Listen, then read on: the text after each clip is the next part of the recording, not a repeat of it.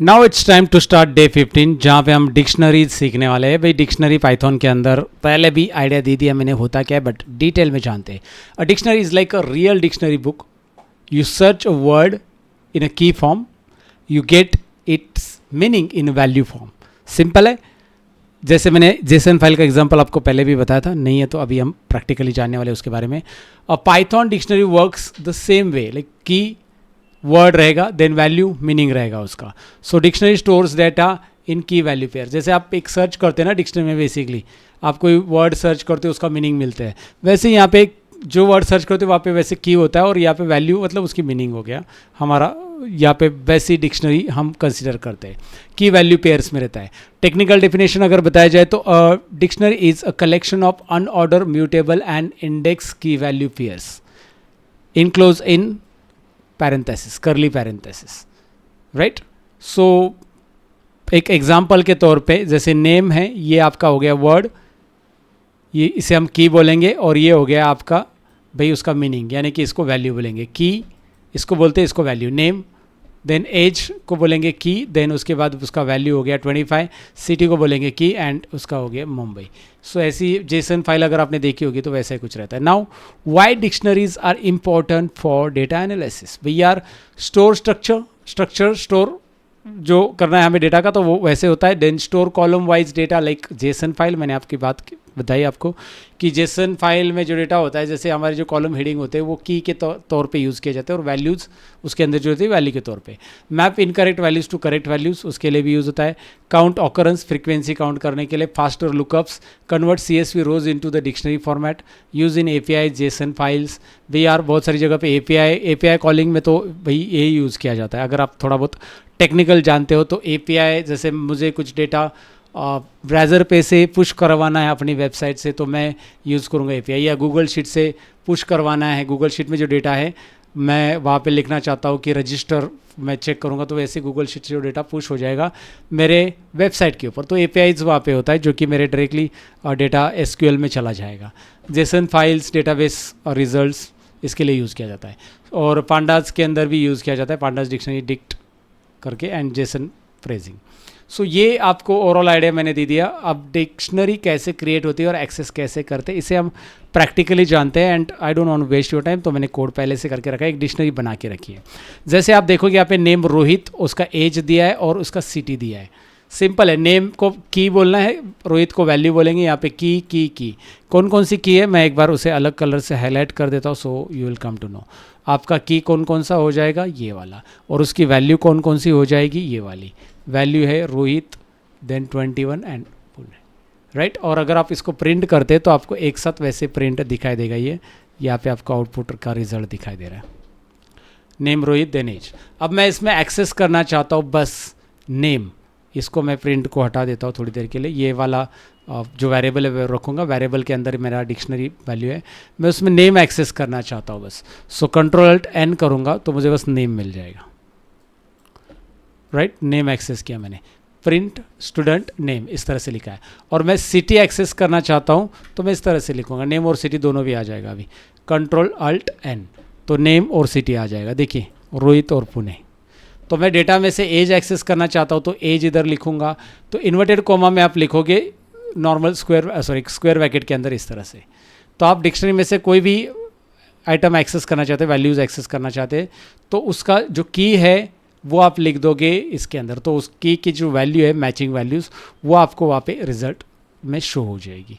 I hope you got the accessing element. अब suppose example के लिए दूसरा हम यहाँ पे देख लेते हैं। जैसे यहाँ पे देख सकते हैं स्टूडेंट के मार्क्स 85 है एंड सिटी उसकी मुंबई है। तो अब मैं स्टूडेंट्स को प्रिंट करता हूँ, यह मैं नीचे क्लियर कर देता हूँ और मैं Ctrl+N करता हूँ। तो अब आप देखोगे यहाँ पे अपडेट हो चुका है। मैंने मतलब ये किया है कि यार मार्क्स 85 कर दिया स्टूडेंट्स के और सिटी उसको मुंबई कर दिया। अब रोहित का ओरिजिनल जो डेटा था पहले वो था, रोहित का नाम तो रोहित ही है, वो हमने चेंज नहीं किया। उसका यहाँ पे एज जो था वो 21 है, उसमें भी हमने चेंज नहीं किया। सिटी में हमने चेंज किया, जो कि हमने पुणे की जगह मुंबई डाल दिया। तो सिटी में पुणे की जगह मुंबई आ गया, और साथ में एक और की वैल्यू ऐड भी हो गई, की और वैल्यू ऐड हो गई, that is marks.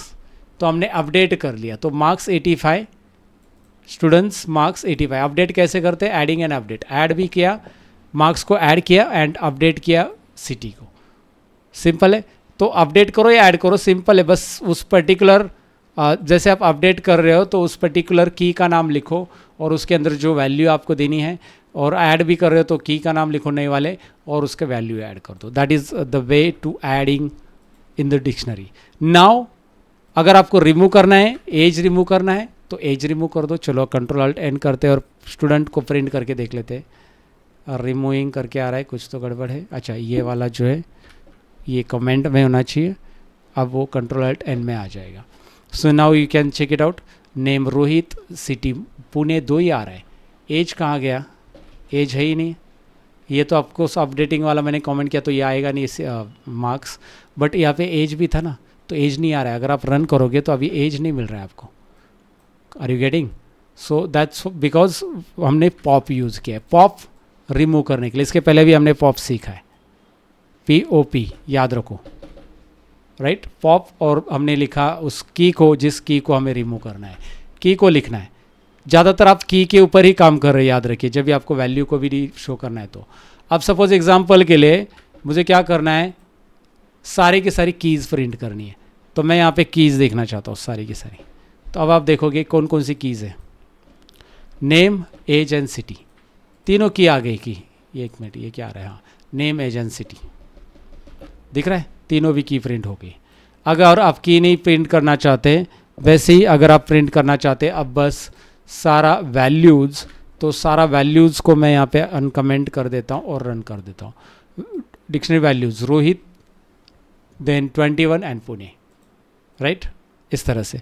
So you can go add and if you want to print items, control alt N, control alt. अब आइटम्स, 1 मिनट, क्या हो गया, ये सेव नहीं हुआ लगता है, हाँ, कंट्रोल अल्ट एन, अब प्रिंट हो गया। तो अब क्या होगा, मैं एक बार क्लियर कर देता हूँ थोड़ा सा, फिर आपको दिखाई देगा अच्छे से।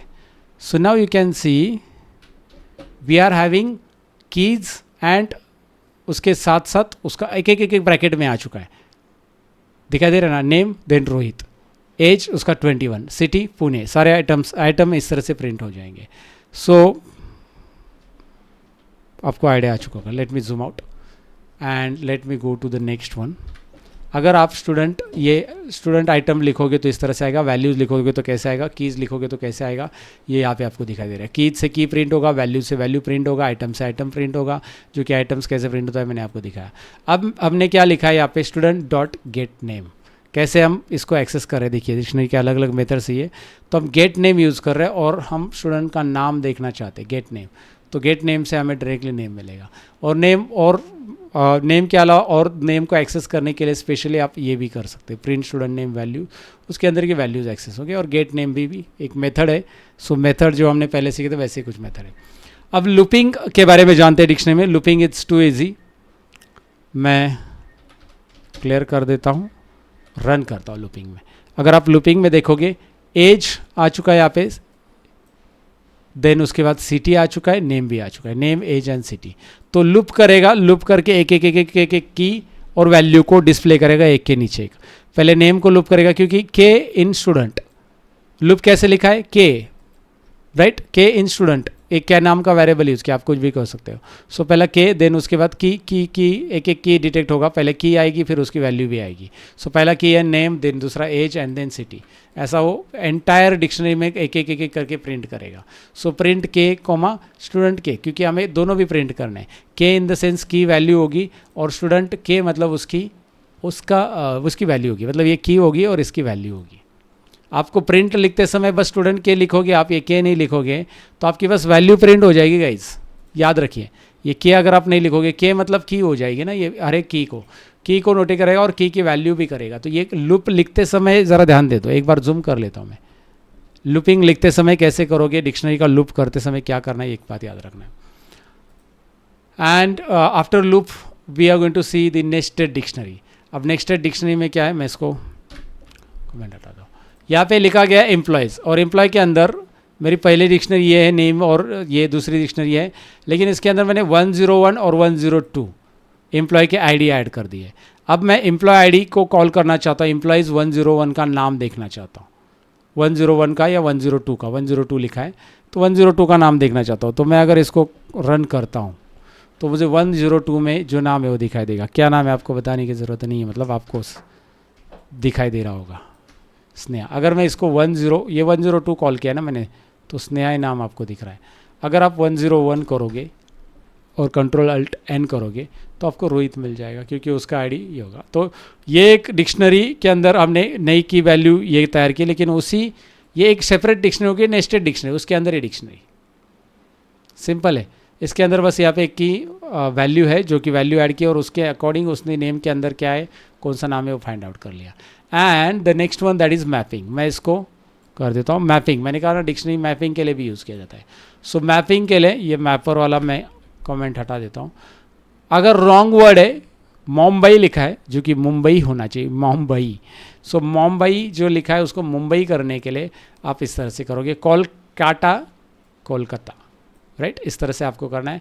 एंड देन मैपर यूज़ करोगे। अगर आप मैपर में देखोगे, देखते हैं मैपर में मुंबई टाइप करके देखो, वो बताएगा कि उसका वैल्यू अभी क्या हो चुका है, मुंबई हो चुका है, क्योंकि आपने उसको करेक्ट वर्ड, रॉन्ग वर्ड और कीवर्ड को मैचिंग करने के लिए यहाँ पे मैपर यूज़ किया है वेरिएबल। और वेरिएबल के अंदर मुंबई की, अगर ये मुंबई नथिंग बट अभी ये की है हमारे लिए, लेकिन की एज अ रॉन्ग वैल्यू हमने यूज़ किया और करेक्ट वैल्यू उसका वैल्यू ले लिया। दिस इज़ की, that is wrong text and value जो है उसमें करेक्ट वैल्यू। सो ये की में रॉन्ग और ये वैल्यू, तो ऐसे मैपिंग करने के लिए आप यूज़ कर सकते हैं। एंड आप जब उसे की को कॉल करोगे मुंबई को, मुंबई आ जाएगा। क्लियर है? So this way you can use all this. I hope you got it कि भाई यार डिक्शनरी करता क्या है, किस तरह से यूज़ किया जाता है। That's it about this chapter. Practice इसकी करनी है, क्योंकि प्रैक्टिस में मैंने कोई कसर नहीं छोड़ी, सब कुछ दे दिया। एडिंग वगैरह कैसे करना है ये नोट्स में आप देख सकते हैं। Bye bye.